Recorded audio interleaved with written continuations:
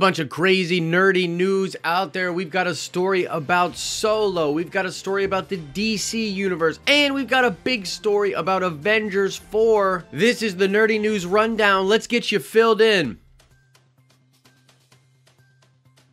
What's up, everybody? It's Josh. This is the Den of Nerds, and I want to thank you for hanging out and getting your nerdy news with us over here. I wonder if I'm actually gonna make a comment about my coffee every single show. The first story today is about Solo. Don't do a Solo story! Don't talk about the movie anymore! It's making everyone upset! Sorry, I'm gonna talk about something that was said about the movie. It's really fun. At least it used to be fun! Why are you guys doing to me this stuff? Oh, and by the way, yes, the big microphone is back. I've tried many different things. I had the lapel mic. I tried a little, like, shotgun thing. The acoustics in this room aren't all that great, and, yeah, so this mic's back. Anyways, getting into Solo, the editor of the Solo film was talking to Sci-Fi Wire about the Kessel Run. She revealed there were a lot of changes that went into the Kessel Run during production. I mean, this makes sense to me. She talked about a lot of different changes of events. Who talks first? You talk first? I talk first? What does the tide chase look like? How do they get through the Mao? It was said they were always going to go into the Maelstrom, which is really cool, but they actually added that creature afterwards. I mean, she's claiming that they sort of had an idea of what they were going to do with the Kessel Run, but they shifted things around. Now that seems like normal film stuff, but if you actually look at her comments,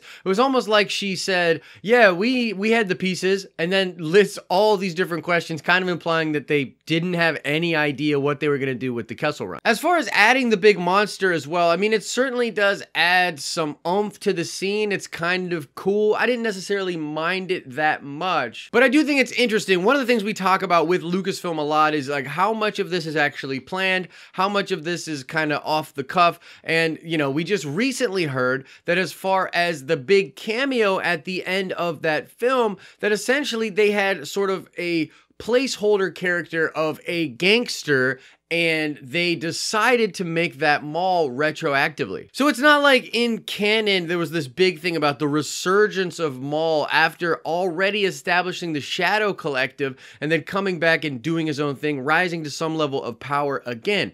No, it wasn't like that. It was more like, yeah, we need a cool villain that could be a gangster. Here's a list of people that might work. Darth Maul seems pretty dope. And so, yeah, am I reading way too far into some comments about the editing of the Kessel Run? Probably. Did I really enjoy the version of the Kessel Run that we got in Solo? No, not really. In all fairness, I do want to say that at the end of this interview with Sci-Fi, the editor goes on to explain that the heart of the scene, the most important thing of the scene, is watching Chewie and Han get together and formulate their chemistry as pilots. And the film succeeds in that completely. I mean, you definitely, the music cue is great. It's awesome to see them working together for the first time. And Chewie and Han are the best part of the Han Solo movie, and so I think that the scene ultimately succeeds. But it was making the rounds yesterday. I wanted to talk about Solo, not something super heavy, but at the end of the day, I mean, what do you guys think about this? There were changes made to the Kessel Run. Were you cool with the Kessel Run that we got? Did you think that the alien was cool, or did you maybe not?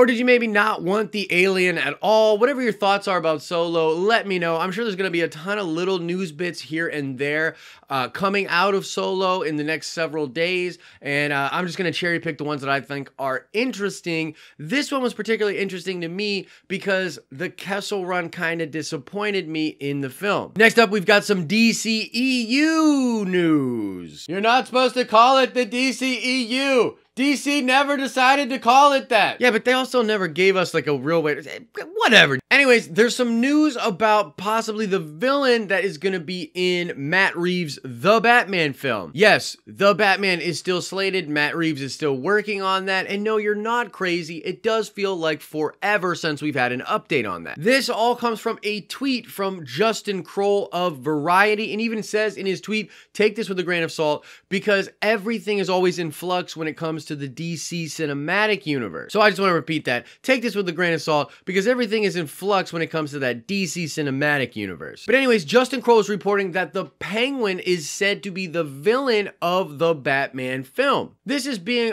supposedly pushed by the studio, and even if Matt Reeves does not want to use the Penguin as his main villain, they might use the Penguin in the Birds of Prey movie. And I gotta be completely honest with you guys, this is sort of underwhelming for me. I mean, the frickin' Penguin, out of all of the awesome villains that Batman has in his rogues gallery, you're gonna pick the Penguin? I mean, originally we thought that Deathstroke was going to be the main villain of the Batman movie, and even before that, we actually thought it was going to be a ton of his rogues gallery and sort of showing Batman face off against all of these different awesome supervillains. Both of those things sound way more exciting than the Penguin, and I'll be honest with you, I don't think Matt Reeves is the type of guy to just go for something that Warner Brothers is trying to make him do. I mean, I think that might be part of the reason that they're having so much trouble at this state anyways. I don't know if you know this, but originally Matt Reeves walked out of the talks to do the original Batman movie, and Warner Brothers came back to him and decided to give him more control of the project.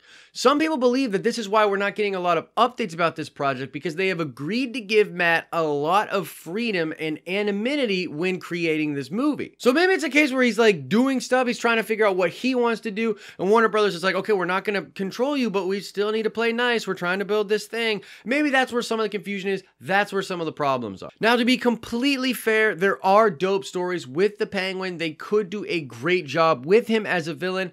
I'm not like up in arms about it. I just think it's kind of an underwhelming choice. And when you think about the state of the internet right now and the state of buzz for these movies, I think DC needs to do a little bit better than the frickin' Penguin. Just my opinion, but I want to know what you guys think about this. What do you think? Do you think the Penguin could totally work as the villain for a Batman film? Do you think no way, go with something way better? Whatever your thoughts are about that, let me know in the comment section. And finally, the big story of the day. Yes, this is the Avengers 4 story. It's all about the title. It's all about Infinity Gauntlet. What Zoe Saldana said at the Guardians 2 premiere. All of that. So check this out. If you don't know what happened at the premiere of Guardians 2, Zoe Saldana said that she had to go back for Infinity Gauntlet. I believe she just called it Gauntlet at the time, but maybe as asked about it later, she clarified it as Infinity Gauntlet. This was the first time any of the actors or anybody from the production had given any sort of a name to the project that is Avengers 4. Now, this is obviously going to be Infinity War Part 2, the kind of closing of that big story. And I believe there's something like a working title was used. Now we're getting reports that that is indeed the way that the production was referring to the movie on set. So it's almost like those working titles that you get for Star Wars films. It's something very much akin to that. So yes, Zoe was not lying, and a lot of people at the production were referring to the film as Infinity Gauntlet. Now you fast forward to after the Guardians 2 premiere, and you have a lot of people in the press hammering the Russo brothers and Kevin Feige asking if the title for Avengers 4 is indeed Infinity Gauntlet. And to that end, they're like, no, it's not Infinity Gauntlet. Like, you guys are crazy. That's not the name. I believe what happened here is they wanted something with a little more oomph. They wanted something with a little bit more draw. So it's going to be Avengers something, like, we're totally screwed. How the hell are we going to defeat Thanos? But yeah, basically they're going to come up with a title that's a little bit more awesome, to be completely frank. But the reason, in my mind, the reason that they have used the Infinity Gauntlet title on the set is because in their mind, they are doing the Thanos Quest and Infinity Gauntlet story. And so if you think of those as like part 1 and part 2 to the source material, that is why they ended up referring to part 2 of the movie as Infinity Gauntlet, because that's essentially the story they are telling. I mean, they did a version of Thanos Quest in part 1, and they're going to do a version of Infinity Gauntlet in part 2. But of course, you see, Infinity War was not called Thanos Quest. It wasn't called anything like that. It's Infinity War. It sounds dope. So I think the bottom line, like what the real story is here, is that yes, indeed, Infinity Gauntlet is going to be adapted in Infinity War Part 2 or Avengers 4. So that point is clarified now. I mean, a lot of people were kind of suggesting that. It's kind of obvious when you look at what they were doing with the story. It has implications on what the plot will be like, what the finale will be like, where we'll end up going with this whole thing, and that's pretty stinking cool. But it's not going to be the name that is given to the movie. In similar news, something that I think is very interesting here is that the Russo brothers and Kevin Feige have admitted that sort of keeping the name a secret built up this hype for it that they were never ready for. Like, they didn't intend to create this buzz around the name. They just didn't want to call it Part 2. And so I think they do know what the name of it is going to be, but they might even be second guessing that. If I'm reading the terrain correctly here, I believe they were like, holy crap, everyone's throwing out all these amazing titles. Our title isn't even that great. There's a lot of pressure on this title. Maybe we should come up with a better title. And so that's the news. Like, Zoe's comments make a lot more sense. We realize now that Infinity Gauntlet is going to be majorly adapted in Avengers 4, and Infinity Gauntlet is not the actual title of Avengers 4. So now we should all like rest a little easier. We have that clarified for us. In general, I could not be more excited for Avengers 4, and I have a whole slew of videos coming out about Avengers 4, including news about the leaks, potential theories about what will happen in that film. So make sure you subscribe to get all of that. But as far as this story goes, that's what it is. I want to know what you think about it. I mean, are you glad that they are adapting Infinity Gauntlet? Are you also glad that that's not the title? And what do you think the title for Avengers 4 will end up being? Let me know your thoughts about that in the comment section below. So that's going to do it for the Friday show. I hope you guys are having an awesome day. I hope you feel like you got filled in on some of those nerdy stories that are out there. And I can't wait to bring the show back next week. As I said all week this week, this was kind of an experiment. I'll be completely honest with you. When you see the show next week, the backdrop's going to be different. I'm going to change it up a little bit, but I think I'm going to continue to use this camera and this microphone. So let me know, is there some stuff you want me to do in the show? What are you thinking about the show? Let me know your thoughts in the comment section below. As I always say, I hope you are having an awesome and nerdy day, and I will see you in the next video.